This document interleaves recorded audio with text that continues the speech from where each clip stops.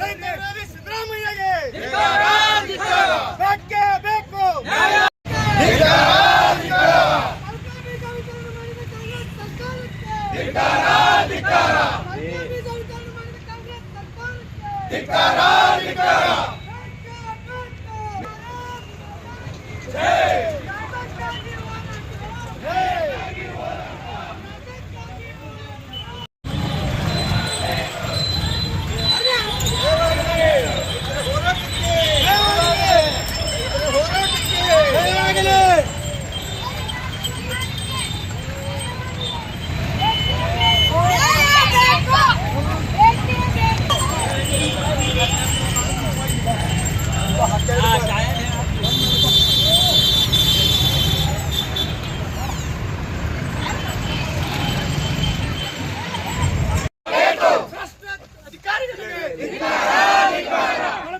ವಿತರಣೆ ಮಾಡಿದ ಭ್ರಷ್ಟ ಅಧಿಕಾರಿಗಳಿಗೆ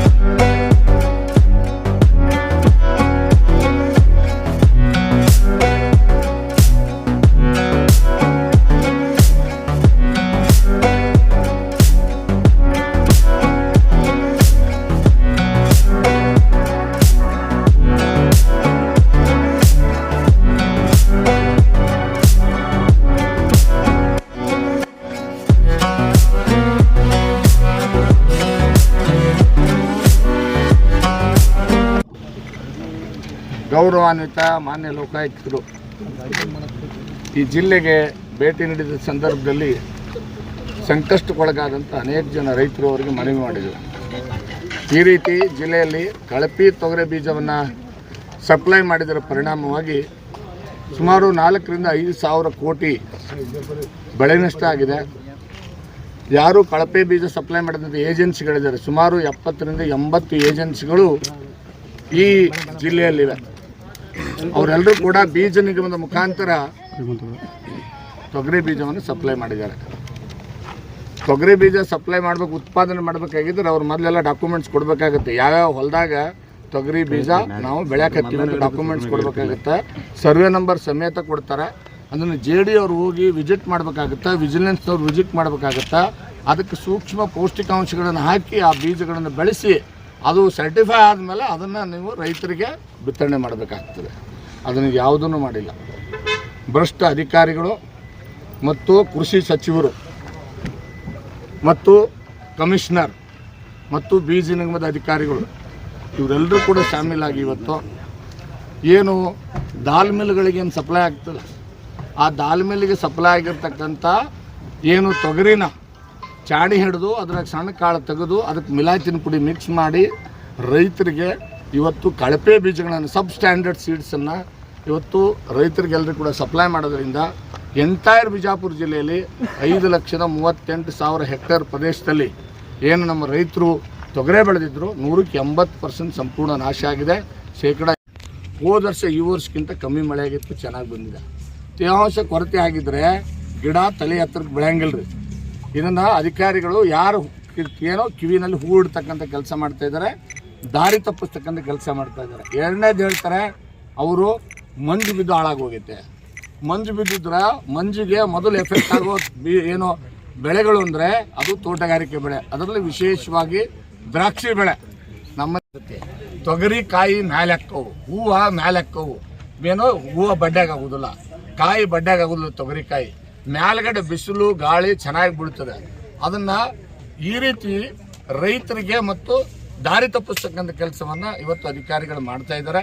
ನಾವೇನು ಡಿಮ್ಯಾಂಡ್ ಮಾಡಿದ್ದೀವಿ ಅವ್ರಿಗೆ, ಮೊದಲು ಕಂಪ್ಲೀಟ್ ಸರ್ವೆ ಮಾಡಿ, ಹೊಲಗಳಿಗೆ ಹೋಗಿ ರೈತರ ಹೊಲಕ್ಕೆ ಹೋಗಿ ಸರ್ವೆ ಮಾಡಿರಿ, ಯಾಕೆ ನಷ್ಟ ಆಗೈತೆ ಅನ್ನೋದ್ರ ಬಗ್ಗೆ ತನಿಖೆ ಆಗಲಿ.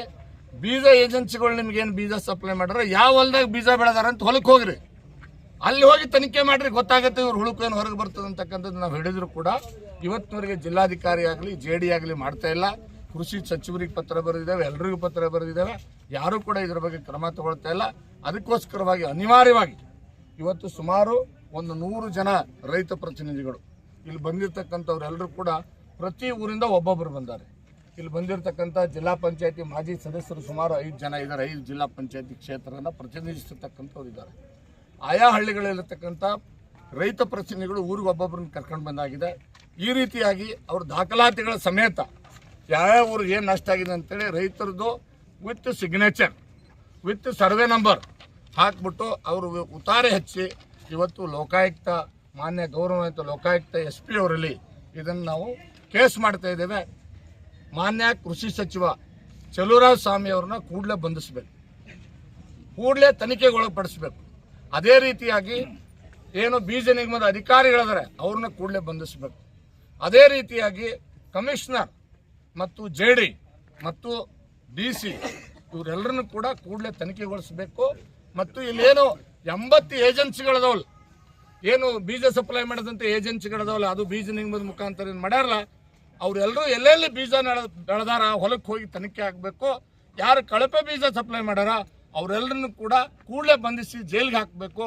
ಮತ್ತು ಸುಮಾರು 4 ರಿಂದ 5 ಸಾವಿರ ಕೋಟಿ ಏನು ನಷ್ಟ ಆಗಿದೆ, 5,000 ಕೋಟಿ ನಷ್ಟವನ್ನು ಸರ್ಕಾರ ಇವತ್ತು ಪರಿಹಾರ ರೂಪದಲ್ಲಿ ರೈತರಿಗೆ ಕೊಡಬೇಕು ಅಂಥೇಳಿ ಇವತ್ತೇನು ಅಧಿಕೃತವಾಗಿ ಏನು ಲೋಕಾಯುಕ್ತರಲ್ಲಿ ಪ್ರತಿ ಊರಿನಿಂದ ಇವತ್ತಿನಿಂದ ಪ್ರಾರಂಭ ಮಾಡಿದ್ದೇವೆ.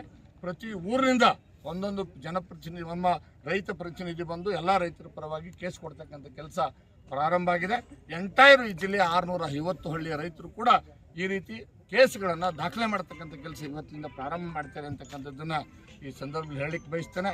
ನಾನು ಮಾಧ್ಯಮದ ಸ್ನೇಹಿತರಲ್ಲಿ ಕೈ ಮುಗಿದು ಕೇಳ್ತೇನೆ. ಅಧಿವೇಶನ ನಡೀತಾ ಇದೆ, ಆದರೆ ಅಧಿವೇಶನದಲ್ಲಿ ಈ ವಿಷಯ ಗಂಭೀರವಾಗಿ ಚರ್ಚೆ ಆಗಬೇಕಾಗಿದ್ದರೆ ಮಾಧ್ಯಮದವರು ತಾವು ಯಾವ ರೀತಿ ಈ ರೈತರ ನೆರವಿಗೆ ಎತ್ತಿ ತೋರಿಸ್ತೀರಿ ಅನ್ನೋದ್ರ ಮೇಲೆ ತಮ್ಮದು ಕೂಡ ಜವಾಬ್ದಾರಿ ಇದೆ. ನಾನು ಈ ಜಿಲ್ಲೆಯ ಮಾಧ್ಯಮದ ಬಂಧುಗಳಿಗೆ ಕೇಳಲಿಕ್ಕೆ ಬಯಸ್ತೇನೆ. ನೋಡಿ, ನಮ್ಮ ರೈತ ಬಡವ ಬಂದಾರೆ ಅಂತಕ್ಕಂಥ ಭಾವನೆಯಿಂದ ನೀವು ಇದನ್ನು ಹೆಚ್ಚು ಇದಕ್ಕೆ ಒತ್ತು ಕೊಡ್ತಕ್ಕಂಥ ಕೆಲಸ ಮಾಧ್ಯಮದಿಂದ ಆಗಬೇಕು ಅಂತ ಹೇಳಿ ನಾನೆಲ್ಲ ರೈತರ ಪರವಾಗಿ, ಜಿಲ್ಲೆಯ ರೈತರ ಪರವಾಗಿ ತಮ್ಮಲ್ಲಿ ಕೂಡ ಕಳಕಳಿ ವಿನಂತಿ ಮಾಡ್ತೇನೆ. ಈಗ ಇವತ್ತಿನಿಂದ ಈಗ ಸಾಯಂಕಾಲದವರೆಗೆ ಇಲ್ಲಿ ಶಾಂತಿಯುತವಾಗಿ ಪಾಳೆ ಮೇಲೆ ನಿಂತ್ಕೊಂಡು ನಮ್ಮೆಲ್ಲ ರೈತ ಪ್ರತಿನಿಧಿಗಳು ಕೇಸ್ಗಳನ್ನು ಮಾಡ್ತಾರೆ. ಅದಾದ ನಂತರ ನಾಳೆನೂ ಕೂಡ ಇದು ನಿರಂತರ ಪ್ರಾರಂಭ ಇರ್ತದೆ. ನಾನು ಇದನ್ನು ಒಂದೇ ಹಂತ, 2ನೇ ಹಂತನೂ ಕೂಡ ನಾವು ಗವರ್ನರ್ಗೆ ಮನವಿ ಕೊಡೋರಿದ್ದಾರೆ. ಯಾವ ಭ್ರಷ್ಟ ಅಧಿಕಾರಿಗಳನ್ನು ರಕ್ಷಣೆ ಮಾಡ್ತಕ್ಕಂಥ ಕೆಲಸ ಕೃಷಿ ಸಚಿವರು ಮಾಡ್ತಾ ಇದ್ದಾರೆ, ಯಾವ ಈ ಏಜೆನ್ಸಿಗಳನ್ನ ರಕ್ಷಣೆ ಮಾಡ್ತಕ್ಕಂಥ ಕೆಲಸ ಕೃಷಿ ಸಚಿವರು ಮಾಡ್ತಾ ಇದ್ದಾರೆ. ನಾನು ನೇರವಾಗಿ ಆರೋಪ ಮಾಡಲಿಕ್ಕೆ ಬಯಸ್ತೇನೆ.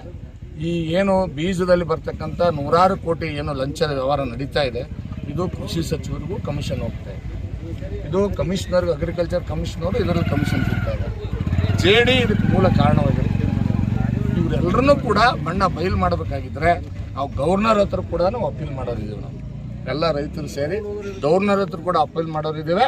ಗವರ್ನರ್ ಸಮಯ ಕೊಟ್ಟರೆ ಈ ಜಿಲ್ಲೆಯಿಂದ 650 ಹಳ್ಳಿಯ ರೈತ ಪ್ರತಿನಿಧಿಗಳು ಕೂಡ ಗವರ್ನರ್ಗೆ ಹೋಗಿ ನಾವು ಮನವಿ ಕೊಡ್ತೇವೆ. ಇವೆಲ್ಲರ ಮೇಲೆ ಕ್ರಿಮಿನಲ್ ಕೇಸನ್ನು ಮೊಕದ್ದಮೆಯನ್ನು ದಾಖಲು ಮಾಡಬೇಕು. ಅನಿವಾರ್ಯ ಬಂದರೆ ಈ ಒಂದು ಕಳಪೆ ಬೀಜ ಸಪ್ಲೈ ಮಾಡಿದಂಥ ಏನು ಮಾಫಿಯಾ ಏನಿದೆ, ಈ ಮಾಫಿಯಾ ವಿರುದ್ಧ CBI ತನಿಖೆ ಕೂಡ ಮಾಡಬೇಕು ಅಂತಕ್ಕಂಥ ಆಗ್ರಹವನ್ನು ನಾವು ಮಾಡೋರಿದ್ದೇವೆ. ಶೀಘ್ರವೇ ನಾವು ರಾಜ್ಯಪಾಲರಿಗೆ ಏನು ಮನವಿ ಮಾಡ್ಕೊಳ್ತಾ ಇದ್ದೇವೆ. ಅವರು ಅಪಾಯಿಂಟ್ಮೆಂಟ್ ಕೊಟ್ಟರೆ ಊರಿಂದ ಒಬ್ಬೊಬ್ಬ ಪ್ರತಿನಿಧಿ, ಒಂದು ರೈತ ಪ್ರತಿನಿಧಿ ಹೋಗಿ ಅಲ್ಲಿ ಕೂಡ ಕೇಸ್ ಮಾಡ್ತಕ್ಕಂಥ ಕೆಲಸ ಅವ್ರಿಗೊಂದು ಒಪ್ಪಿಗೆ ಕೊಟ್ಟು ನಾವು ಡಿಮ್ಯಾಂಡ್ ಮಾಡೋರಿದ್ದೇವೆ. ಈ ಒಂದು ಸರ್ಕಾರ ಏನು ಭ್ರಷ್ಟನ ರಕ್ಷಣೆ ಮಾಡ್ತಾ ಇದೆ, ಅದ್ರ ವಿರುದ್ಧ ನಾವು ತನಿಖೆ ಆಗಬೇಕು ಅಂತಕ್ಕಂಥ ಆಗ್ರಹವನ್ನು ಕೂಡ ನಾವು ಮಾಡೋರಿದ್ದೇವೆ ಅಂತ ಬಂದೇರಿ. ಇವಾಗ ಅದರ್ವೈಸ್ ನಮ್ಮ SP ಸಾಹೇಬರು ಆಮೇಲೆ ಇನ್ಸ್ಪೆಕ್ಟರ್ಸ್ಗಳು ಎಲ್ಲ ಇದ್ರು. ಇವಾಗ ನೀವು ಇದನ್ನು ಕೊಡ್ರಿ, ನೀವು ಒಂದು 10 ನಿಮಿಷ ಒಳಗಡೆ ಕೊಡ್ರಿ, ನಾನು ಸ್ವಲ್ಪ ಮಾತಾಡ್ಕೊಳ್ತೀನಿ.